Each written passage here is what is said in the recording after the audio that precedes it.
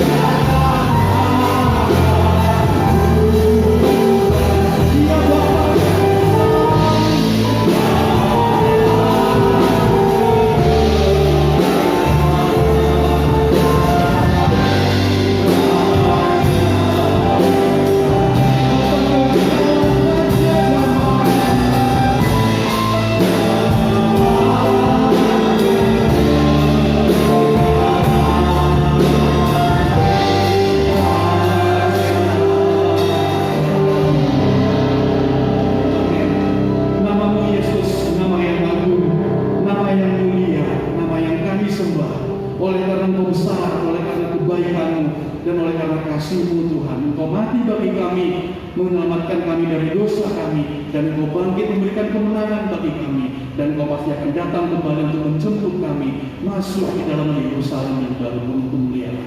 Inilah pujian kami Tuhan, dan kami tetap akan memuji memuliakan Engkau di dalam nama Tuhan Yesus Kristus. Amin. Silakan duduk Bapak Ibu. Puji Tuhan. Kita sudah melalui beberapa tahun bersama dengan COVID, dengan segala macam duka yang kita juga sudah rasakan, dan mungkin juga di antara Bapak Ibu sudah mengalami yang enak dan sakit. Tetapi kalau hari ini kita ada, semuanya oleh karena Tuhan. Amin. Tuhan yang memberikan sukacita kepada kita, Tuhan yang memberikan kemampuan kekuatan kepada kita, dan saatnya kita juga mau untuk menyaksikan cita kasih Tuhan itu, menyaksikan memberitakan anak Tuhan, bukan hanya di dalam, tetapi kita juga mau dimanapun kita berada, kita menyaksikan kemurahan Tuhan. Terima sukacita surga yang memberikan kekuatan bagi kita. Haleluya. Kita bersyukur bersama memuji Tuhan. Amin.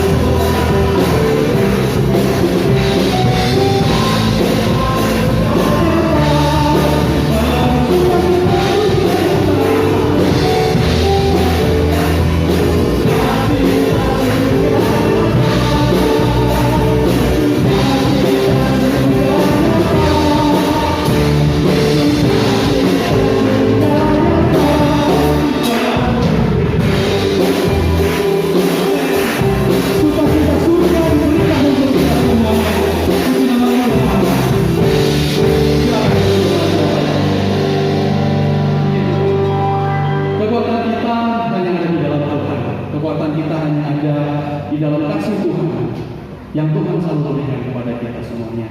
Baiklah, dalam segala keadaan apapun juga, kita mau berdoa sama Tuhan, minta sama Tuhan, Tuhan, aku mau kekuatan dari Tuhan. Dan inilah yang saya alami bersama dengan istri Bapak Ibu, bahwa bagaimana cinta kasih Tuhan begitu besar bagi kami, begitu besar bagi saya secara pribadi dan juga bagi istri. Istri saya mana ya? Saya undang maju ke depan mungkin istri, jarang-jarang banyak menjadi istri. Ya, izinkan kami untuk bersaksi ya Bapak Ibu.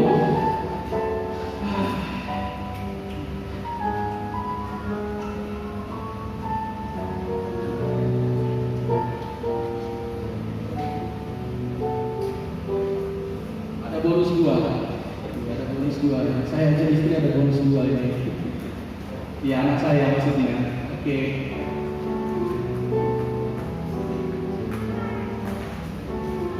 Ya ini keluarga saya Bapak Ibu. Ini keluarga saya. Ini istri saya Trivena. Ini dua anak saya. Oke, ini Josephine. Sorry. Ini Josephine. Ini Josephine dan ini Sanet. Ya kami berada di depan ini adalah sebagai bukti bahwa Tuhan Yesus itu mengasihi kami. Bahwa Tuhan Yesus sangat mencintai kami dan banyak berkarya di dalam kehidupan kami, khususnya berdua bersama dengan istri. Masih panjang perjalanan, tetapi dari awal kami kenal sampai dengan hari ini kami betul-betul merasakan bahwa cinta Tuhan itu besar banget buat kami. Dan pada pagi hari ini, kenapa kami ada di depan? Kami mau mengucapkan terima kasih. Itu yang pertama dulu, mengucapkan terima kasih pada Bapak dan Ibu Gembala, Bapak Omar, kepada semua Bapak Ibu Penatua, ada Om Har bersama dengan Tante, Om Ayu dan Tante dan juga Bang Edi bersama dengan Tante bukan bersama dengan Kak Ini, dan kepada seluruh sidang jemaat, rekan-rekan pelayanan dan juga dosen sebagai pimpinan saya, pimpinan musik Johor Mahmudro. Saya berterima kasih kepada seluruh sidang jemaat yang sudah bersama dengan kami dari saya 2009 di sini, Vena dari 2003 di tempat ini, dan saya mengucapkan banyak terima kasih kepada Bapak Ibu semuanya. Dan saya meminta maaf, kami berdua juga pasti ada kesalahan dalam tutur kata dan dalam tindakan juga. Kami minta maaf yang sebesar-besarnya. Ini kok tiba-tiba ngomong terima kasih dan minta maaf ya? Iya betul. Kami mau pamit Bapak Ibu. Kami mau pamit bahwa per besok kami akan berangkat untuk melayani Tuhan di dalam visi dan misi yang Tuhan sudah taruh di dalam hati kami berdua. Kemana? Kami ke Jakarta, gak jauh kok. Kami ke Jakarta untuk untuk melanjutkan pelayanan yang sudah kami kerjakan selama ini di tempat ini di Johor. Doakan kami ya, doakan kami gak bisa sendiri. Hati kami tetap ada di sini karena kami besar di sini.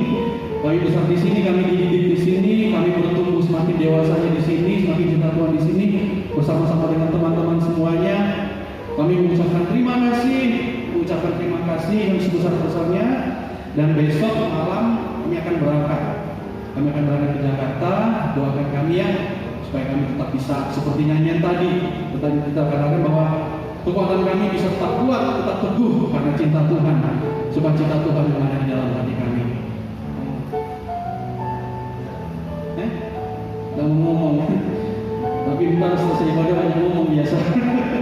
Oke, kami akan memujikan satu pujian dari Kesalo yang mungkin Bapak Ibu juga sudah tahu bahwa pujian ini sangat memberkati kami. Terlebih bagaimana jangan lagi menoleh ke belakang, tetap maju ke depan. Yang lama ditinggalkan, jangan diulangi lagi, tetap maju untuk melayani Tuhan. Apapun yang terjadi, tetap maju untuk melayani Tuhan. Pesalm nomor 170, jangan tinggalkan jalan kebenaran.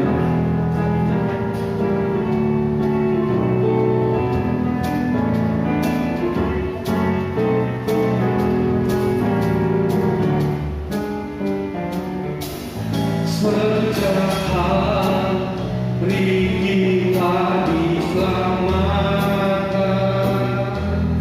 oleh sebab pengorbanan Tuhan.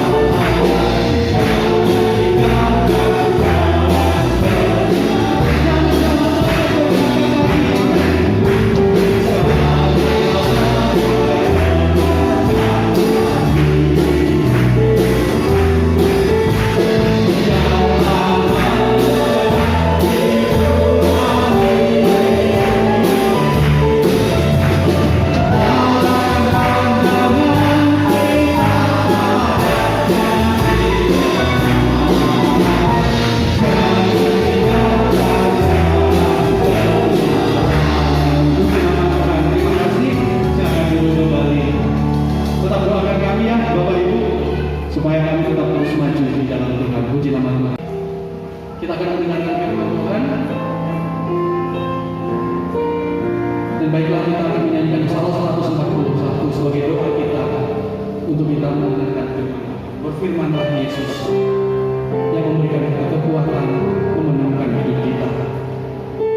Amin.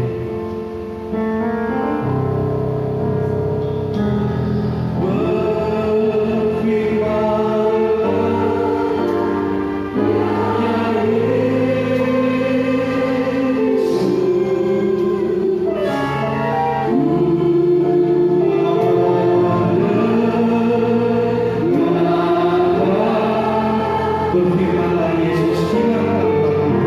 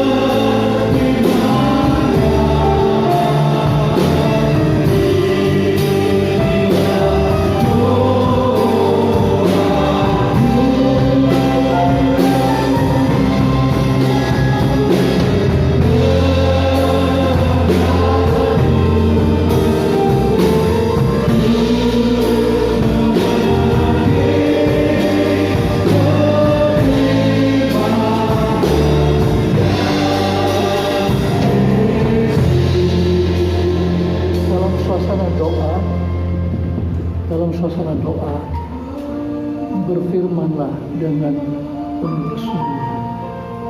Ya,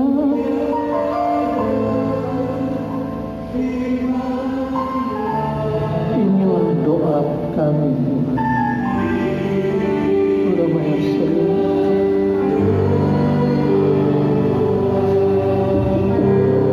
kehendak-Mu ku mengerti Tuhan.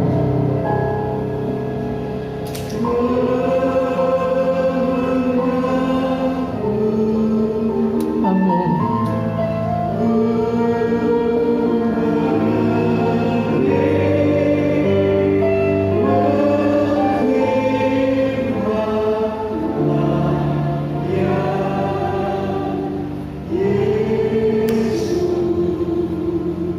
Ini doa kami. Tidak panjang lebar kami mohon supaya Roh Kudus menolong kami untuk hamba-Mu yang menyampaikannya, firman yang akan kami baca.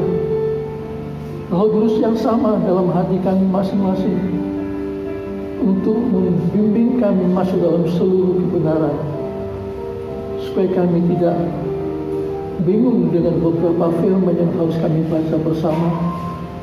Tapi itu firman pribadi-Mu sendiri Tuhan, supaya kami tidak salah tanggap, salah tafsir, namun kami boleh mengerti. Karena firman-Mu itulah yang datang menjadi manusia, menyelamatkan kami, membebaskan kami, menuntun kami, menjadikan kami berkat buat orang lain, dan kami siap untuk menantikan kedatangan Engkau yang tidak lama lagi. Untuk itu, inilah doa kami, untuk mengerti kehendak-Mu dalam nama Tuhan kami Yesus Kristus. Kami sudah berdoa. Amin. Luar biasa nyanyian ini.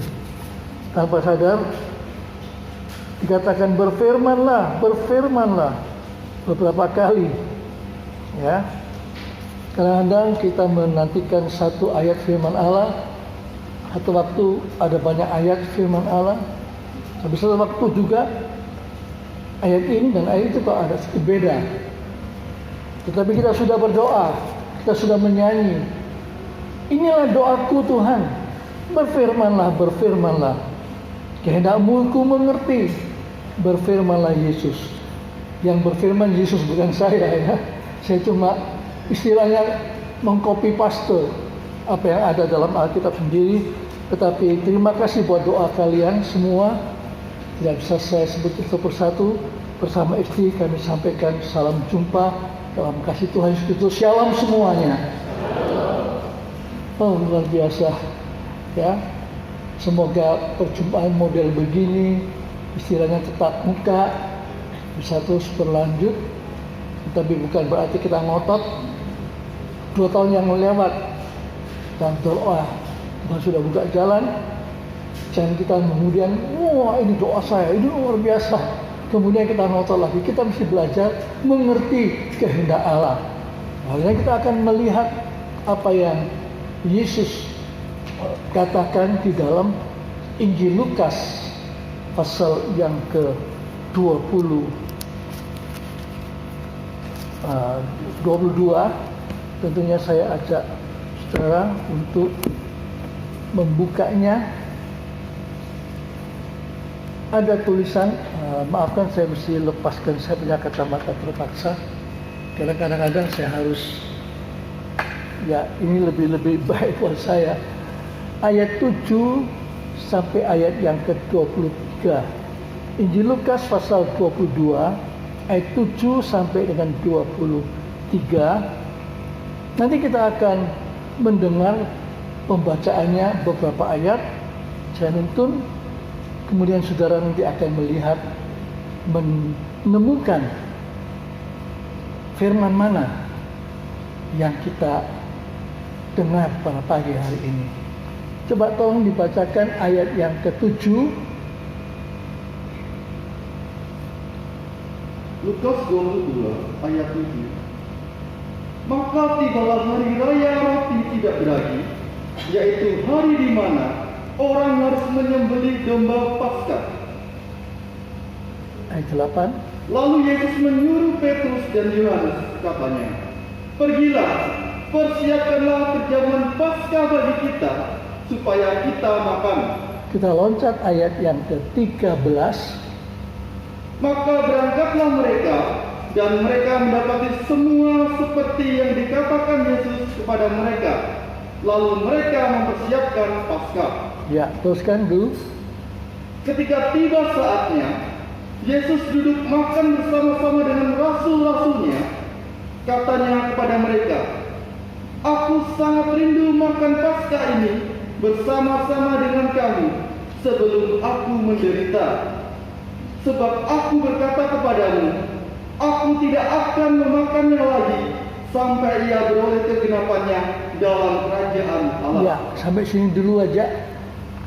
Kita dengar kata Yesus kepada murid-muridnya.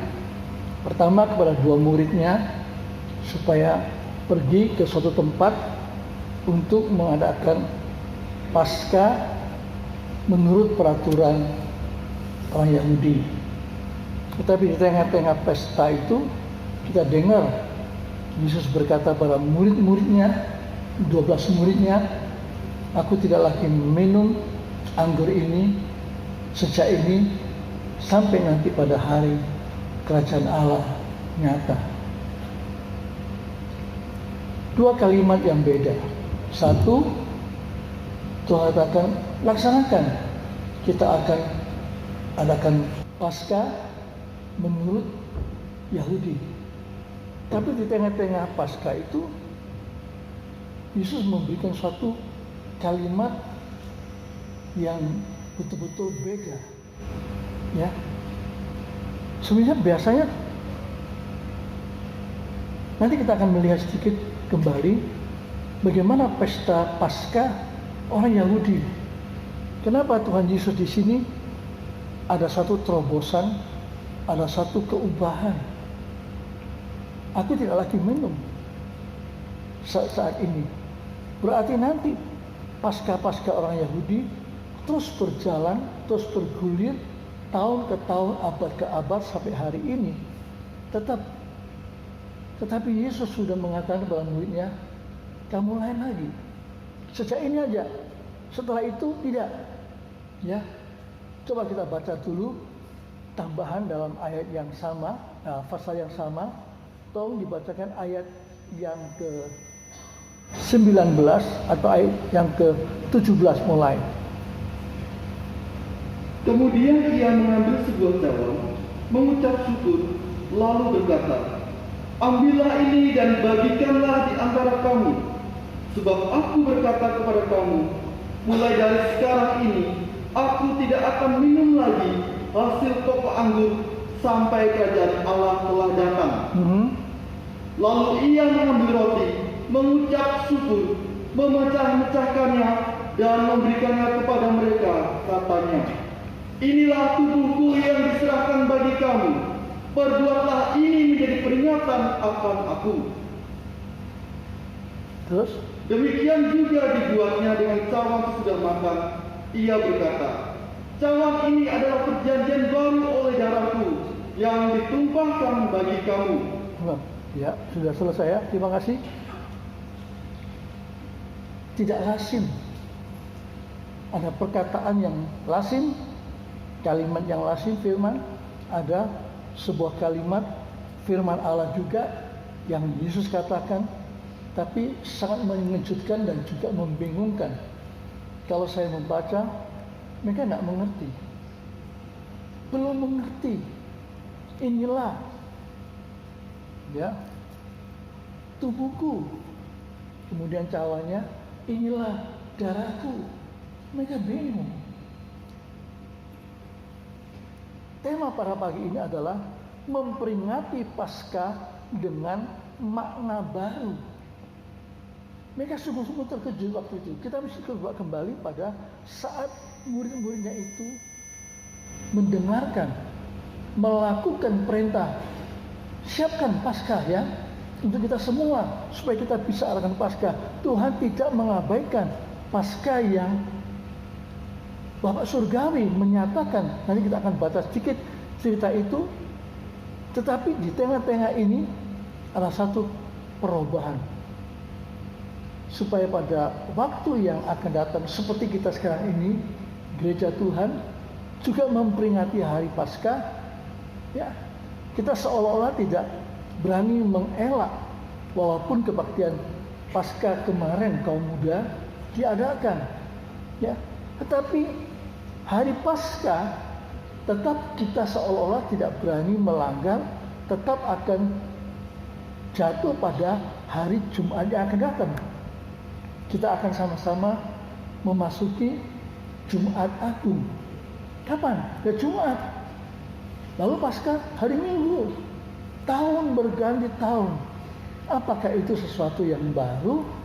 Atau sesuatu yang baru tapi kemudian tahun berganti tahun menjadi suatu kebiasaan, menjadi suatu tradisi, menjadi satu liturgi yang mati.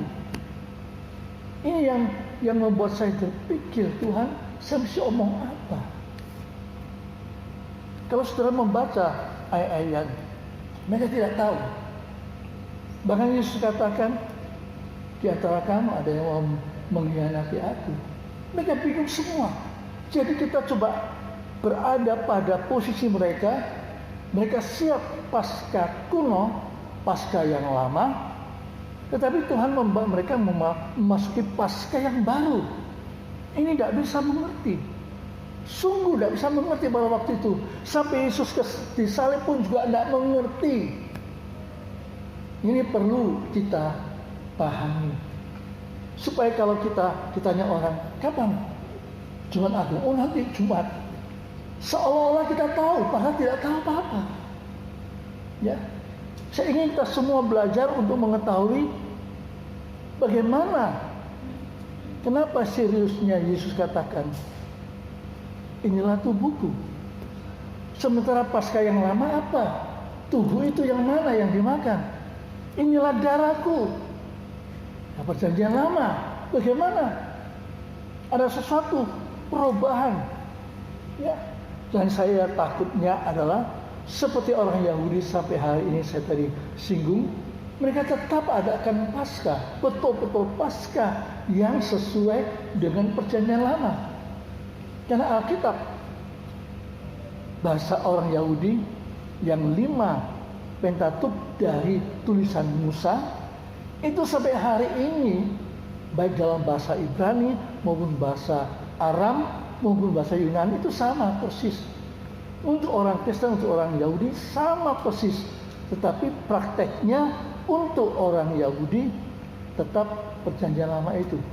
Tapi untuk orang Kristen ada Jumat Agung, ada hari Pentakosta, hari Kebangkitan, hari Minggu dan seterusnya.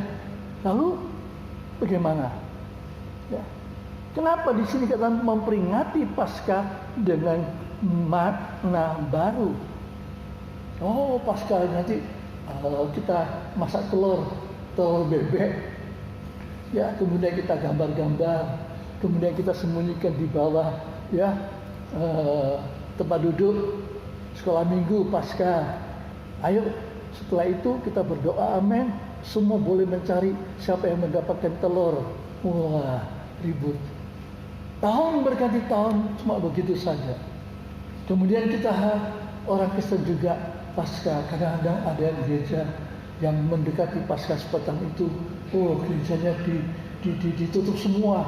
Ada yang gambar-gambar ditutupi dengan kain ungu. Semuanya itu semua serba serem. Kemudian setelah Paskah dibuka semua, itu ada yang model begitu. Ya, apakah salah, apa sesat? Saya tidak berani memberikan keputusan. Selesai kita kembali pada Alkitab. Apakah kita juga nanti merayakan Paskah Jumat Agung ini seperti yang tahun-tahun yang lalu, atau mempunyai makna yang baru? Sesuatu yang baru itu akan menggairahkan. Apakah kita masih menggairah, sangat menggairahkan, bukan karena oh memang gereja kami mengadakan Jumat Agung, maka kami semua datang. Hari Pentakosta, hari Paskah, semua datang, gereja penuh. Walaupun sekarang ini dibatasi, tidak bisa banyak-banyak, tapi juga penuh. Tapi setelah selesai semuanya, ya selesai juga. Itu berarti bukan baru. Sesuatu yang baru akan menggairahkan kita. Satu contoh yang paling gampang. Waktu saudara menggantikan HP saudara dengan kapasitas yang baru, dengan kapasitas yang lebih canggih. Apakah saudara katakan, sama aja lah, saya beli ya sama dengan yang lama? Tentu tidak, bukan? Karena baru, saudara belajar, saudara menemukan sesuatu, kapasitas yang lebih canggih, lebih indah. Oh, yang ini sudah kuno, yang ini masih baru. Tetapi setelah beberapa bulan muncul yang baru, ini sudah jadi tua. Yang saya maksudkan ini adalah jangan sampai kita memperingati Paskah ini dengan pola makna yang lama. Seperti bangsa Israel. Walaupun mereka tidak berubah untuk merayakan Paskah, tetapi mereka sampai hari ini tidak percaya bahwa itu lambang dari kurban Kristus. Jadi mereka tidak ada gairah apa-apa. Datang ya ibadah seperti biasa. Mereka memotong domba Paskah sesuai dengan peraturan di Taurat. Ya gitu saja. Mereka tidak pernah beralih pikir sesuatu yang baru itu yang mana. Mereka tidak anggap itu baru. Yang saya khawatirkan adalah gereja akhir zaman ini juga tidak merasakan bahwa Jumat Jumat Agung ataupun istilahnya hari Minggu Paskah itu ada sesuatu yang baru dan yang terus baru. Ini yang saya ingin tekankan. Yang baru hanya firman Allah. Karena firman Allah mengatakan di bumi ini tidak ada yang baru. Semuanya sudah pernah ada dan ada ulang lagi. Itu tertulis dalam pengkhotbah. Tetapi hanya Allah yang mengatakan dalam Wahyu pasal 21, aku telah menjadikan semuanya baru. Nah, Rasul Paulus mengatakan setiap orang yang di dalam Kristus adalah kejadian yang baru, yang lama sudah lenyap. Berarti yang baru itu tidak mungkin menjadi lama lagi. Itu harus terus berhidup. Supaya kita datang sesuatu yang baru. Kenapa baru? Nanti kita akan melihat betapa ya hati Yesus ingin mengajak murid-muridnya, jangan lupa Paskah yang mula-mula. Ribuan tahun yang lalu Allah yang menentukan tentang Paskah ini. Setelah tahu Paskah, setelah tahu Paskah kita, mungkin saya tidak akan ada saudara membuka Alkitab, tapi saya ceritakan saudara boleh membaca. Waktu saya mengulang-ulangi, terima kasih buat doa saudara yang membuat saya ada kemampuan bersama istri kami orang tua ini.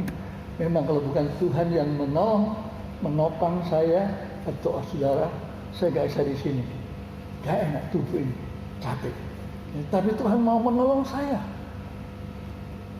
Waktu Tuhan menyatakan setiap warga menyembelih 1 ekor domba Paskah. Tahu semua ya ceritanya? Sudah tahu berapa ekor yang malam itu, sore itu disembelih?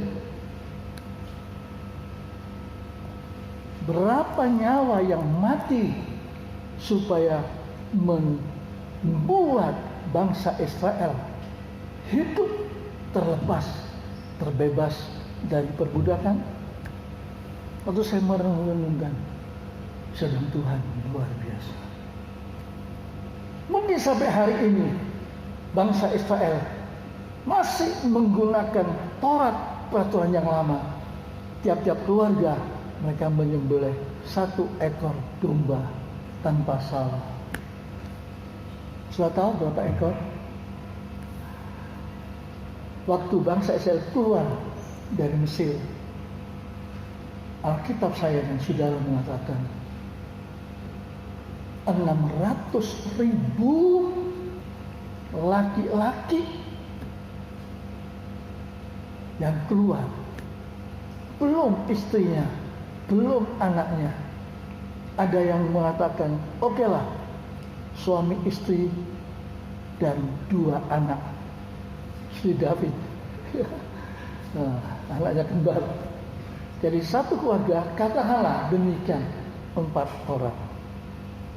Maka diperhitungkan, diyakini minimal 2,4 juta bangsa Israel yang diselamatkan oleh 600.000 anak domba Paskah yang tak bersalah, yang rela menyerahkan nyawanya supaya 600 laki-laki orang Israel, termasuk istri dan anaknya, katakan 2 anaknya, bisa keluar dari Mesir. Sesuatu yang seringkali kita abaikan. Ya, pada tahun yang pertama, tahun yang kedua setelah bangsa Israel keluar dari Mesir, Alkitab saya dan saudara mengatakan, tahun yang kedua mereka merayakan lagi Paskah yang sama. Setelah itu tidak ditulis lagi. Sampai pada kitab Yosua, waktu Yosua dan keluarga bangsa Israel dipimpin masuk ke tanah Kanaan, sampai di Gilgal mereka adakan Paskah. Setelah itu tidak sebut lagi. Bahkan 2 Tawarikh mengatakan oleh Raja Hizkiel, baru diadakan lagi Paskah seperti yang Tuhan perintahkan. Karena waktu itu sudah lama bangsa Israel tidak merayakan Paskah. Bisa saja karena waktu berganti waktu, kondisi yang sulit, ya, dipenjara di Babylon, kemudian dipulangkan dan lain sebagainya. Ya, terjadi perubahan sehingga mereka, ya, memaknai Paskah itu sama sekali tidak lagi berarti. Mungkin tahun yang pertama mereka masih mengalami, tahun yang lalu, oh karena saya bersama istri, bersama 2 anak menyembelih anak domba. Yang lain katakan, oh jangan, saya juga begitu. Yang lain mengatakan, tidak, jangan. 600.000 keluarga menyuarakan tahun yang kedua. Betul, betul. Karena domba Paskah itu, satu keluarga kami selamat. Yang lain juga mengatakan demikian. Tetapi tahun yang ketiga beda. Tahun yang keempat semakin pudar. Sampai sedemikian rupa. Sampai pada hari yang kita baca pada pagi ini, Yesus masih menghormati peraturan Paskah. Tapi di tengah-tengah Paskah yang sudah begitu menjadi tradisi, Yesus menyatakan yang baru. Inilah tubuhku, inilah darahku. Pada pagi hari ini tentunya kita akan adakan perjamuan Tuhan.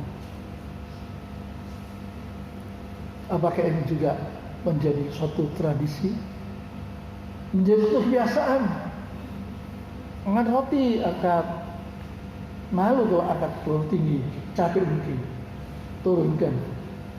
Angkat cawan, ya ini memang tradisi juga, karena tidak disebutkan dalam Alkitab bagaimana kita mengadakan.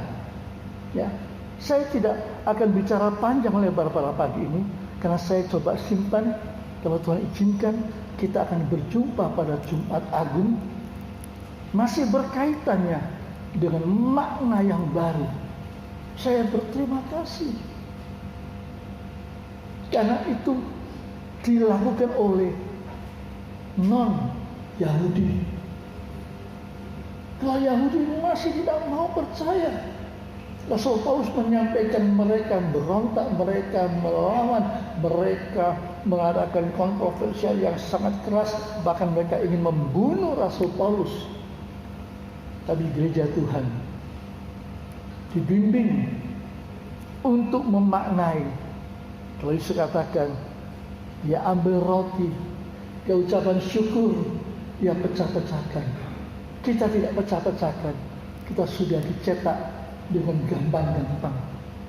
Kita sudah diberikan cawan yang anggurnya sedikit saja.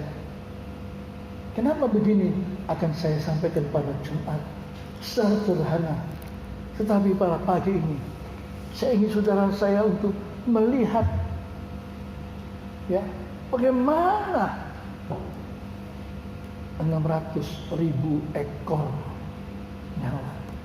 Bandingkan sekarang ini hanya satu pribadi. Saya rasa kita perlu baca sedikit dalam surat Ibrani pasal yang ke-10. Coba kita akan buka ya. Surat Ibrani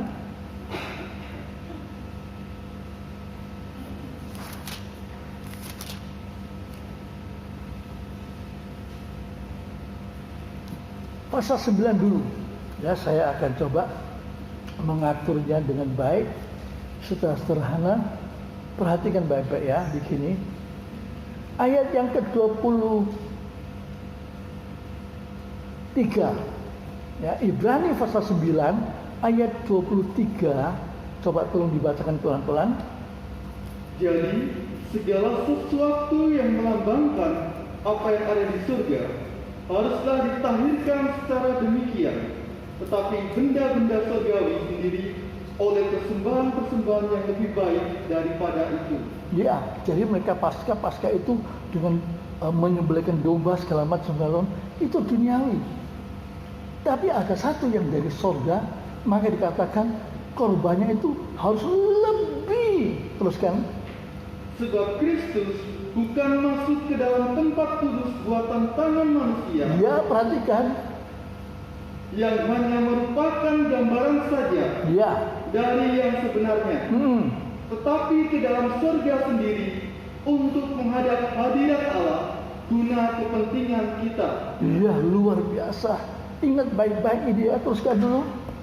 Dan ia bukan masuk untuk berulang-ulang. Dia tidak masuk berulang-ulang seperti bangsa Israel diminta tiap tahun. Kamu ingat ya, adakan Paskah begini. Sedikit perubahan waktu zamannya Daud, itu perubahan zamannya Salomo dan sebagainya. Ya, tetapi sekarang ini coba diulang sedikit tadinya. Dan ia bukan masuk untuk berulang-ulang, mempersembahkan dirinya sendiri. Sebagaimana imam besar setiap tahun masuk ke dalam tempat kudus dengan darah yang bukan darahnya sendiri. Teruskan. Sebab jika demikian, ia harus berulang-ulang menderita sejak dunia ini dijadikan. Kalau itu terus-terusan tiap hari Paskah, Tuhan Yesus mesti datang menderita lagi. Nanti tahun depan Paskah lagi, Tuhan Yesus datang lagi, menderita lagi, disalib lagi, dipukul lagi, dicambuk lagi. Apa begitu? Tidak. Coba dibaca terus. Tetapi sekarang ia hanya satu kali saja menyatakan dirinya pada zaman akhir untuk menghapuskan dosa oleh korbannya. Oh, luar biasa. Perhatikan baik-baik. Dengan waktu Paskah yang zaman dulu memang 600.000 domba disembelih secara fisik. Tetap Allah yang membawa bangsa Israel keluar dari Mesir, bukan domba. Itu cuma satu lambang saja supaya mereka tahu bagaimana cintanya bangsa Allah kepada bangsa Israel yang 430 tahun dijajah, diperbudak oleh Mesir secara fisik. Tapi itu tidak bisa melepaskan, tidak bisa. Terus kalau baca. Dan sama seperti manusia ditetapkan untuk mati hanya satu kali saja, dan sesudah itu dihakimi. Demikian pula Kristus hanya satu kali saja mengorbankan dirinya. Satu kali saja. Coba bandingin sedikit lagi. 600.000 ekor domba Paskah itu cuma satu kali saja. Tetapi setelah itu mereka cari domba Paskah yang lain toh. Tiap tahun mesti disembelih lagi. Tapi Yesus tidak. Kalau dia sudah tersembelih, dimatikan, disalibkan, selesai. Ayat 28 diulangi lagi. Demikian pula Kristus hanya satu kali saja mengorbankan dirinya Dia untuk menanggung dosa banyak orang. terus Sesudah itu, ia akan menyatakan dirinya sekali lagi tanpa menanggung dosa untuk menganugerahkan keselamatan kepada mereka yang menantikan dia. Terima kasih. Saya minta maaf untuk saya stop, simpan dulu lagi. Ya, doakan supaya kita semua diberi kekuatan bisa sampai pada Jumat Agung ini, karena ini luar biasa. Sangat sekali lagi menggetarkan hati saya. Ya, kalau bangsa Yahudi nggak tahu apa-apa ya, tiap tahun ya virus. Ya nggak salah. Tiap kali mungkin mereka tidak berternak lagi zaman seperti zaman dulu menggembalakan domba-domba. Tapi toh mereka mesti membeli di pasar hewan, lalu mereka mesti periksa lagi. Karena dikatakan setiap ekor domba Paskah itu harus yang 1 tahun, kemudian yang tanpa cacat celah, lain sebagainya. Cukup ribet juga pada waktu itu. Ya, tapi sekarang mereka bisa nggak perlu ribet. Yang penting aku percaya di situ terjadi korupsi, di situ terjadi koruptor, di situ terjadi manipulasi begitu banyak. Karena mereka sudah tidak lagi menganggap pentingnya Paskah. Demikian juga kalau kita sudah mulai lupakan Ibrani pasal yang ke-9 ini, kita juga akan menganggap roti. Minum. Amin. Ya memang saya tidak bisa menilai apakah orang yang angkat tangan lebih tinggi itu yang masuk surga. Apa yang tidak angkat tangannya hanya begini saja, ya, kemudian masuk surga di Bali. Dia tahu juga. Yang penting hati. Tetapi jangan lupa, ya, di sini ada sesuatu yang penting, ada kaitannya kekekalan. Bangsa Yahudi, peringatan adalah mereka sudah ada di tanah Kanaan. Tapi fakta hari ini mereka sedang perang, tetap berperang. Walaupun mereka bukan berperang lagi dengan orang Mesir, tapi mereka berperang sendiri. Nah, lalu bagaimana hidup kita dalam kita memperingati Paskah dalam makna yang baru? Beberapa ayat yang saya sampaikan itu, biarlah itu menjadi sesuatu yang baru untuk kita pikir. Ada banyak. Nanti saya Jumat saya akan sampaikan kepada saudara. Ya, karena saya hanya menemukan dalam firman Allah, tidak ada cara yang lain. Ya toh?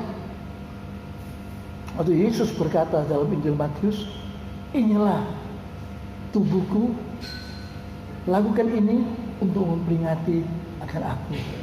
Inilah cawan yang di perjanjian baru dalam darahku untuk pengampunan dosa. Loh, apa bedanya dengan Paskah yang Yesus katakan kepada muridnya, adakan Paskah, kita mau adakan Paskah. Tapi Tuhan menerobosi kebiasaan yang tidak menolong itu supaya beralih kepada yang bisa menolong. Kita masuk kebaktian itu kita bisa mendapatkan pertolongan firman Allah itu. Mungkin saya akan lompat dulu sedikit dalam Ibrani pasal yang ke-12. Tolong dibacakan, ya.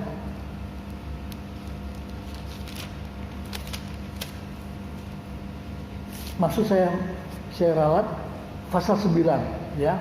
Ibrani pasal yang ke-9, coba perhatikan baik-baik dalam ayat yang ke-21.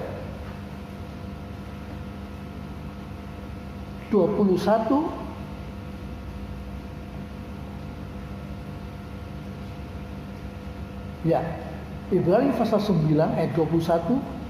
Dan juga kemah dan semua alat untuk ibadah dipercikinya secara demikian dengan darah. Ya, dengan darah, semuanya dengan darah. Terus alasannya apa? Dan hampir segala sesuatu disucikan menurut hukum Taurat dengan darah. Ya, dengan hukum Taurat dengan darah. Terus kan? Dan tanpa penumpahan darah tidak ada pengampunan. Tidak ada pengampunan. Kita sudah baca lanjutan tadi. Ya. Bahwa Yesus tidak masuk ke ranah tabernakel duniawi, tapi dia masuk ke atas. Untuk apa? Untuk kebaikan manusia kita ini yang tidak mungkin bisa mencapai pengampunan kalau bukan darah. Nah, ini mulai sesuatu yang baru. Supaya kalau kita masuk di kebaktian ini, kita mulai Jumat Agung, apa lagi? Ya, cari telur atau dan itu yang dengan Paskah dengan segala macam ya atribut-atributnya itu, bukan itu nomor satu. Boleh-boleh saja. Ya, tetapi kita perhatikan baik-baik yang tadi kita sudah baca, dan saya ajak saudara untuk membaca pasal 10. Mari kita kembali Ibrani pasal 10. Kita perhatikan baik-baik ayat yang ke-8 ya. Ayat yang ke-8, mari silakan. Di atas ia berkata, korban dan persembahan, korban bakaran dan korban penghapus dosa tidak engkau kehendaki, dan engkau tidak berkenan kepadanya. Terus, meskipun dipersembahkan menurut hukum Taurat. Sekalipun dipersembahkan menurut hukum Taurat, lakukan hukum Taurat, lakukan Paskah, ayo. Tetapi Tuhan mulai memberikan makna yang baru. Teruskan. Dan kemudian katanya, kata Yesus ini sungguh-sungguh terus. Sungguh, aku datang untuk melakukan kehendak-Mu. Ya. Yang pertama ia hapuskan, supaya menegakkan yang kedua. Ya, yang lama Paskah kamu lakukan toh, tapi nanti kamu ingat aku dalam roti ini dan cawan ini. Dia mengatakan supaya yang lama ini menjadi kenangan saja. Kita tidak usah bingung lagi. Apakah harus Jumat Agung? Tidak apa-apa. Saya tidak mau mengada-ada. Tetapi kapanpun juga nanti hari Jumat kita bisa melihat apakah Jumat Agung itu harinya yang menjadi berhala atau makna barunya dari Paskah itu. Oh, luar biasa. Terima kasih sekali lagi. Doakan, baca lanjutan. Dan karena kehendaknya inilah, ya, kita telah dikuduskan satu kali untuk selama-lamanya. Oh, puji Tuhan. Saudara, saya memberikan dorongan. Ini firman Allah. Ini yang membuat kita beriman. Satu kali saja kita disucikan. Coba diulangi lagi ayat itu. Dan karena kehendaknya inilah, kehendak ini ya, kita telah dikuduskan satu kali untuk selama-lamanya. Tidak pernah ada. Sekian ribu tahun tidak pernah ada pengertian itu. Kalau bukan Tuhan yang membuka tabir yang baru. Hanya Yesus yang mengatakan, ini yang baru, ini tubuhku, ini darahku. Yang lain tidak pernah ada. Imam besar pun tidak ada. Tidak ada.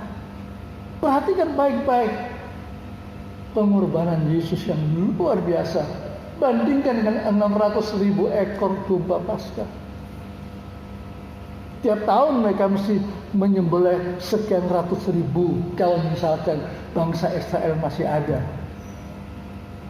Oh, tapi di sini cuma satu pribadi. Baca. Oleh persembahan tubuh Yesus Kristus. Ya. Selanjutnya, setiap imam melakukan tiap-tiap hari pelayanannya. Dan berulang-ulang mempersembahkan korban yang sama. Ya. Yang sama sekali tidak dapat menghapuskan dosa. Tidak dapat menghapuskan dosa. Terus. Tetapi ia setelah mempersembahkan hanya satu korban saja karena dosa. Ya. Ia duduk untuk selama-lamanya di sebelah kanan Allah. Teruskan ayat 13. Dan sekarang ia hanya menantikan saatnya di mana musuh-musuhnya akan dijadikan tumpuan kakinya. Untuk siapa? Ayat 14 ya, 14 kita baca semua. Kita baca sekarang ini ayat 14 saja. Dipandu 2, 3. Sebab oleh satu korban saja ia telah menyempurnakan untuk selama-lamanya. Kurang sama-sama ya. Sekali lagi ayat 14, 2, 3. Sebab oleh satu korban saja Ya. ia telah menyempurnakan untuk selama-lamanya. Mereka yang Mereka yang saya yang. Nah, coba lagi sekali ya, ganti saya ya, yang mereka itu ganti saya. 2, 3.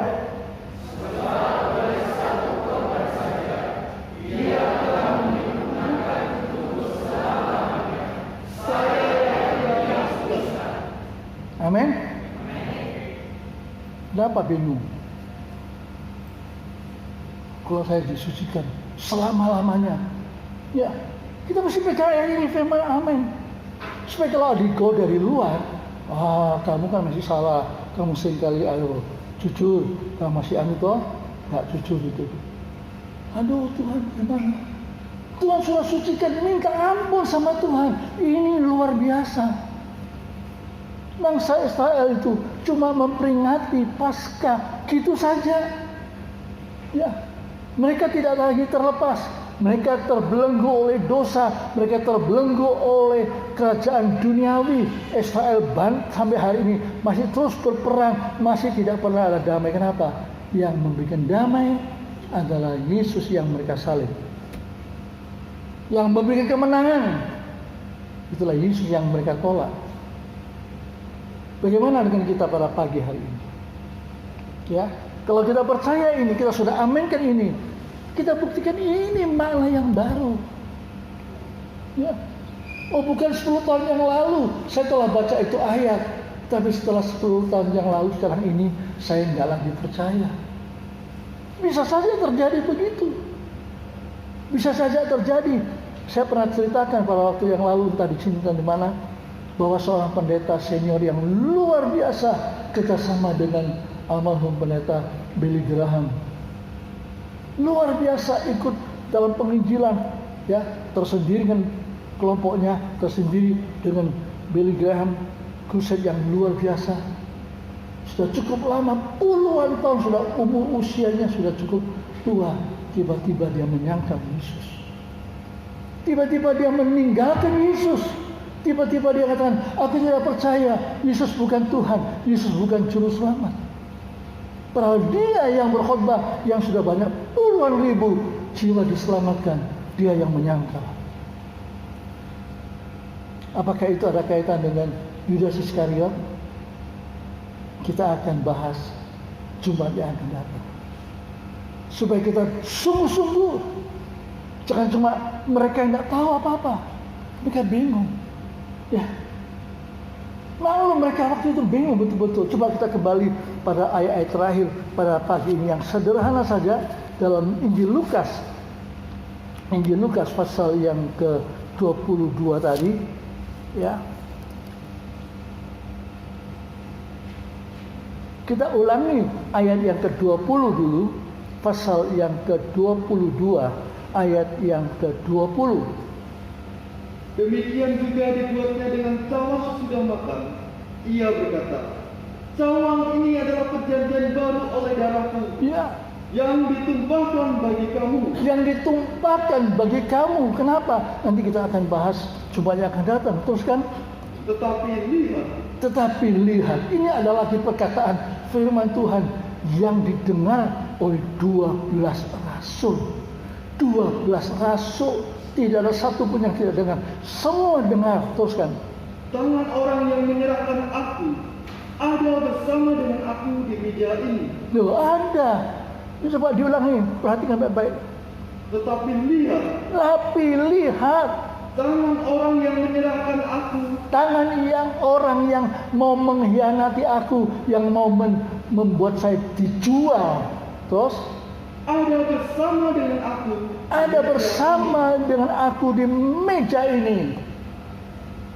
Terus sebab anak manusia memang akan pergi seperti yang telah ditetapkan. Akan tetapi celakalah orang yang olehnya ia diserahkan. Ayat 23, perhatikan baik-baik. Lalu mulailah mereka mempersoalkan siapa di antara mereka yang akan berbuat demikian. Dia jelas tidak tahu, betul-betul tidak tahu. Ya, nah ini dalam Injil Yohanes kita bisa menemukan bahwa murid, teman-teman sejawat yang 3,5 tahun, ya boleh katakan berjalan bersama, makan bersama, tidur bersama di tempat yang sempit tapi hangat, 3,5 tahun bersama Yesus gurunya. Nggak tahu. Mungkin Yudas Iskariot pun juga sendiri tidak tahu. Apa betul, saya tidak tahu. Saya belum selidiki lebih jauh. Ya, tetapi kita semua tahu Yudas. Tetapi Alkitab saya dan sudah mengatakan mereka bingung. Coba tolong diulangi ayat yang ke-23. Lalu mulailah mereka mempersoalkan. Siapa di antara mereka yang akan berbuat demikian? Tidak enak ya. Satu kebaktian firman Tuhan menyatakan berkat, firman Tuhan menyatakan teguran, firman Tuhan menyatakan masa depan yang akan datang. Tiba-tiba firman Tuhan mengatakan di antara kamu ada yang mau menjual aku. Bingung nggak? Bagaimana kalau saya kemudian sama Samuel, saya lihat dia main pianonya bagus loh. Kira-kira dia bertahan nggak? Atau dia yang mau jual Yesus? Ya, atau sudah mengatakan iya pendeta itu kan gampang aja, khotbah saja hari Minggu. Siapa tahu dia? Tadi kan Bapak pendeta dia mengatakan ada pendeta senior yang tiba-tiba menyangkal Tuhan. Bisa saja. Kita perlu pikir, apakah Tuhan pada pagi ini betul-betul memberi kita sesuatu, memperingati Paskah dengan makna baru. Ada sesuatu yang baru, ada sesuatu yang akan dialaminya. Kita alami enggak? Atau dari tahun ke tahun gitu saja? Itu berbahaya, saudara. Karena dunia dewasa ini semakin gencar. Itu sebabnya sederhana saja pada pagi ini.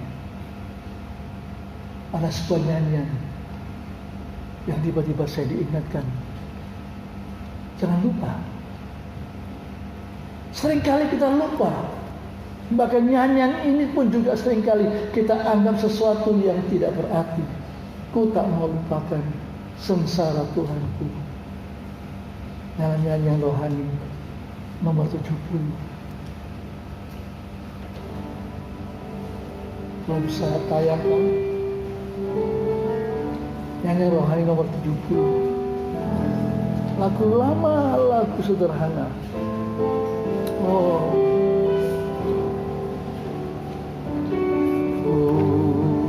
Tak mau lupakan sengsara Tuhanku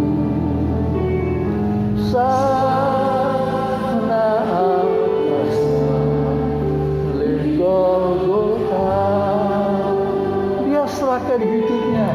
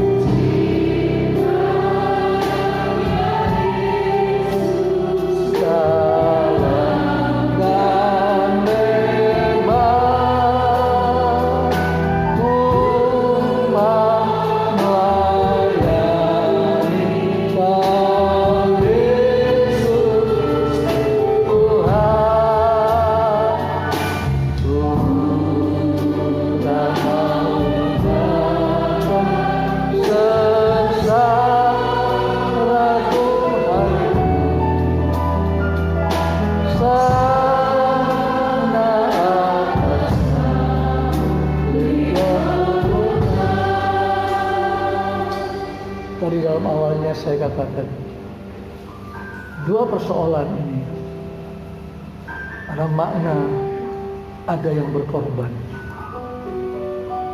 Ingin itu aja, bukan hari Paskahnya, bukan jatuh hari Jumat Agungnya, tetapi di dalam Paskah Yahudi betul-betul masih mengadakan penyembelihan domba Paskah dalam tiap-tiap keluarga.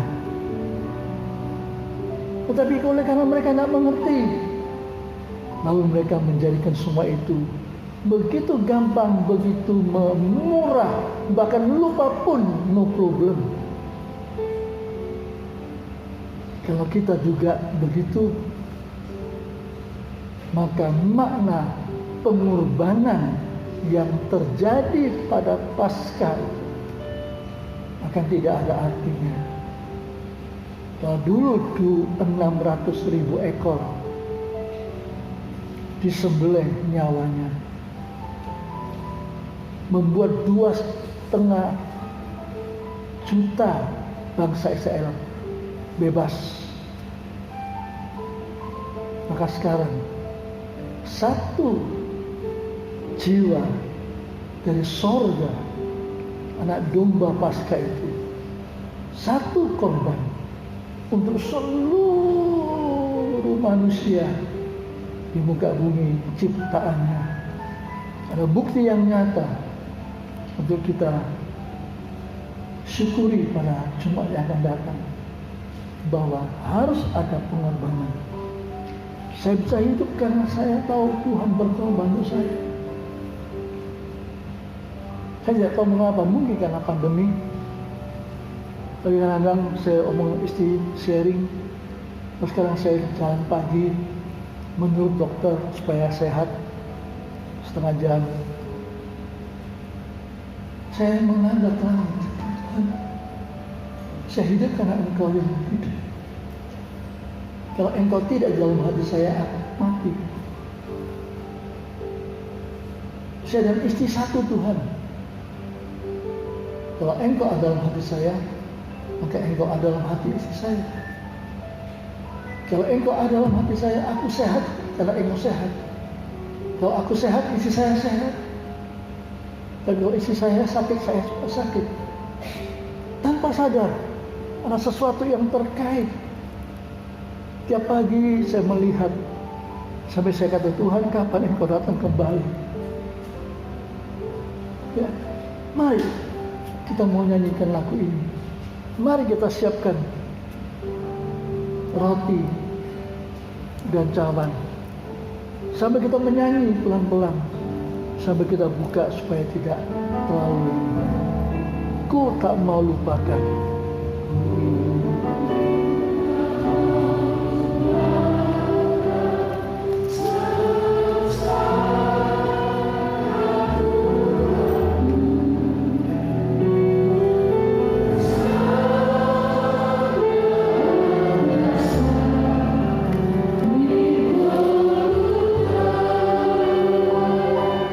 Dia serahkan semua.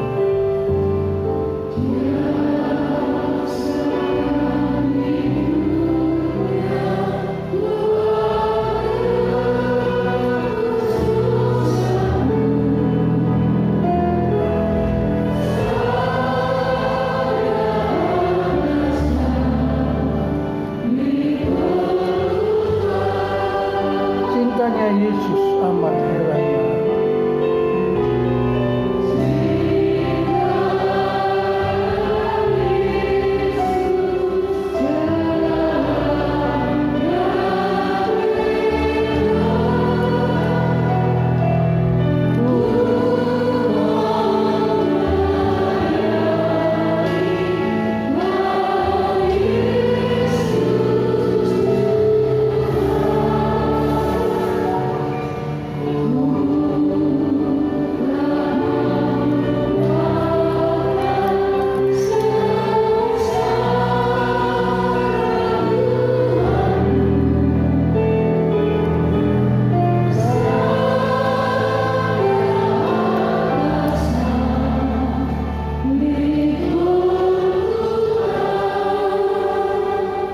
siap semuanya, tapi maknanya tidak seperti kemarin. Makna baru. Tuhan membuat yang sederhana, sepenggal roti yang sedikit. Tuhan memberikan cara yang sangat sederhana, segelas kecil anggur baru, tetapi di dalamnya adalah tubuhnya menjadi tubuh saudara, di tubuh kita menjadi satu, luar biasa. Dan darahnya mengampuni dan menyucikan, luar biasa. Kita semua bangkit berdiri. Tak mau sengsara Tuhan,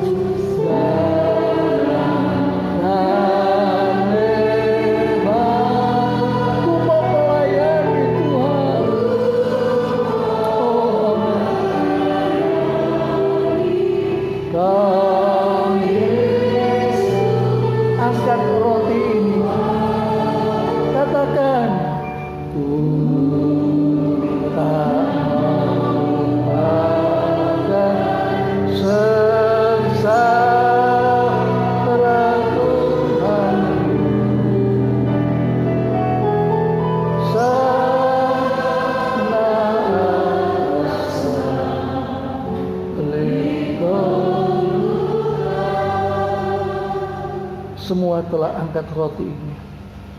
Mari kita jawab bersama-sama. Bukankah roti yang kita pecah-pecahkan adalah persekutuan dengan tubuh Kristus? Amin. Mari kita yang percaya, kita makan bersama-sama dalam nama Tuhan Yesus Kristus.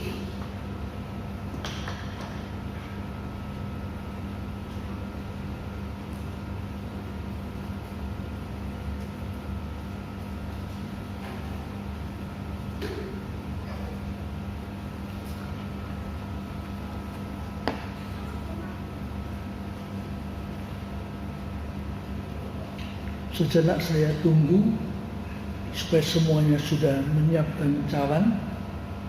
Mari angkat cawan ini. Kita jawab bersama-sama, bukankah cawan pengucapan syukur yang atasnya kita ucapan syukur adalah persekutuan dengan darah Kristus? Amin. Kita minum bersama-sama dalam nama Tuhan Yesus Kristus.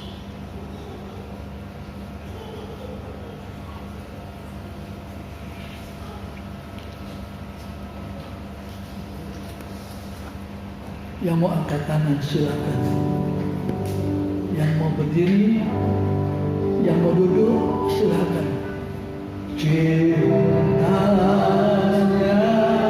Yesus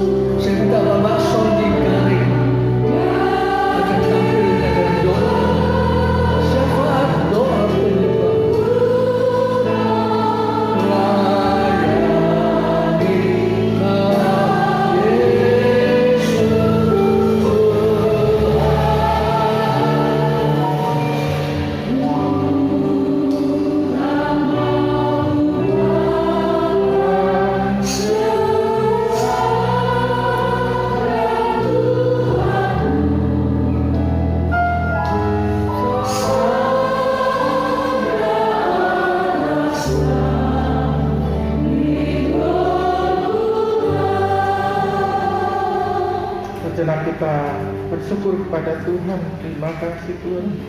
Sementara musik tetap menaikkan, mari kita bersyukur kepada Tuhan. Terima kasih Tuhan.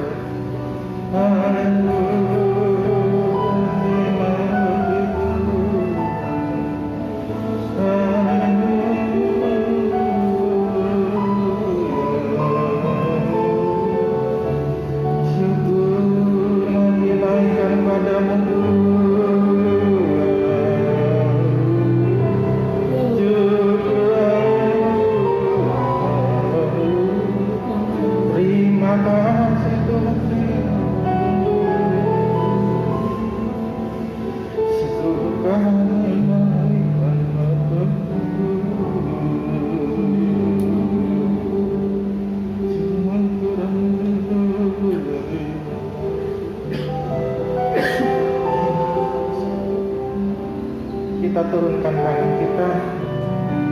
Kita bersyukur. Terima kasih Tuhan. Terima kasih.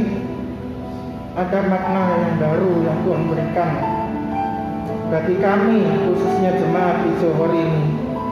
Bukan hanya merayakan Paskah secara sambil lalu saja, tetapi berdasarkan firman Tuhan, kami dibaharui pemahaman kami. Kami dibaharui pengertian kami. Ampuni Tuhan kalau kami menghadapi Paskah, menghadapi Jumat Agung biasa-biasa saja. Tetapi pada pagi hari ini melalui firman Tuhan, kami diingatkan bahwa kami hidup oleh karena anugerah Tuhan. Kami bisa ada sampai hari ini, kami bisa bergerak, kami bisa melayani Tuhan, kami bisa melakukan segala sesuatu oleh karena pengorbanan Tuhan satu kali untuk selama-lamanya. Dan Tuhan sudah berkarya, sedang berkarya dan terus berkarya dalam kehidupan kami sampai kami mengalami kesempurnaan bersama Tuhan. Oleh karena satu korban saja 2000 tahun yang lalu, Engkau sudah menyucikan kami, Engkau sudah dan bahkan akan menyempurnakan kami. Tuhan, terima kasih firman Tuhan pagi ini menguatkan kami, dan kami akan bawa pulang firman Tuhan ini. Kami hidupi bukan dengan kekuatan kami, tetapi dengan kekuatan dari Roh Kudus. Menolong kami semua, para hamba-Mu, sidang jemaat, para imam, full timer, para mahasiswa, para janda duda, anak-anak, kami dibaharui oleh firman Tuhan pagi ini. Terima kasih Bapa di surga untuk perjamuan suci yang sudah Tuhan berikan bagi kami, sehingga kami boleh mengalami berkat dari Tuhan. Berkati orang tua rohani kami, Bapak Ibu Gembala yang sudah datang melayani kami, berkati dengan kekuatan, kesehatan, hikmat, marifat dari surga. Tuhan turunkan atas kedua orang tua rohani kami. Kami berdoa juga untuk ibadah pada minggu mendatang ini, baik ibadah doa puasa hari Selasa, pelayanan baptisan air hari Rabu, hari Kamis ada ibadah kaum wanita, ibadah Jumat Agung hari Jumat, hari Sabtu ibadah kaum muda, dan hari Minggu depan ibadah Paskah gabungan. Tuhan memberkati. Terima kasih Tuhan, terima kasih. Segala puji hormat hanya bagi-Mu Tuhan. Di dalam nama Tuhan Yesus, Juru Selamat kami, mempelai pria surga kami sudah berdoa. Haleluya. Amin. Ayo kita semua bangkit berdiri. Kita juga tidak lupa berdoa untuk Bapak David, ngobrol bersama istri dan 2 cewek cantik. Besok berangkat ya? Besok malam.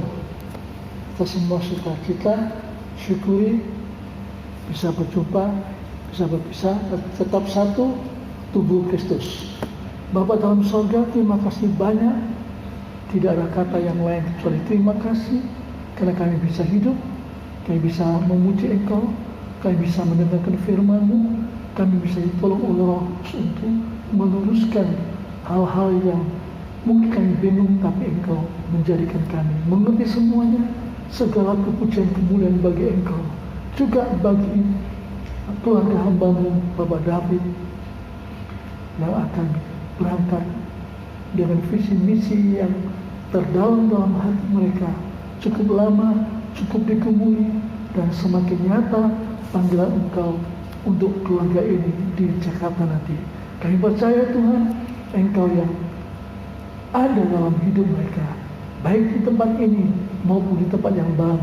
Engkau tetap sama, Engkau tidak pernah berubah. Kasih-Mu, kuat-Mu, berkat-Mu, penyertaan-Mu, kemenangan-Mu bersama dengan mereka. Dan masih banyak hal yang lain yang kami bisa doakan, tapi Engkau lebih tahu apa yang dibutuhkan oleh hamba-Mu keluarga ini. Terima kasih, dan kami semua yang lainnya akan segera meninggalkan ibadah onsite ini. Kami berterima kasih Tuhan, supaya kami tidak sekedar mensyukuri kemudian lupa. Kami mau ingat selalu ini anugerah-Mu, supaya berkat yang kami terima lagi akan menyertai kami, supaya nama Engkau yang dipergunakan lewat hidup kami di dalam gereja, di luar gereja, di rumah masing-masing, maupun dalam pekerjaan, dalam kuliah, sekolah anak kami semuanya. Saudaraku sekalian, terimalah anugerah sejahtera yang datang dari Bapa, Putra, Roh Kudus, sepenuh-penuhnya dengan berkat yang tidak ada duanya, menyertai kita sekalian sampai Maranatha, kembalian kedua-duanya. Itu sebabnya semuanya kami mohonkan, kami alaskan hanya dalam satu nama yang luar biasa, Tuhan Yesus Kristus Juru Selamat, kekasih mempelai sorga yang akan kembali. Kami sudah berdoa berkat untuk kita semuanya. Puji Tuhan. Amin. Selamat siang semuanya.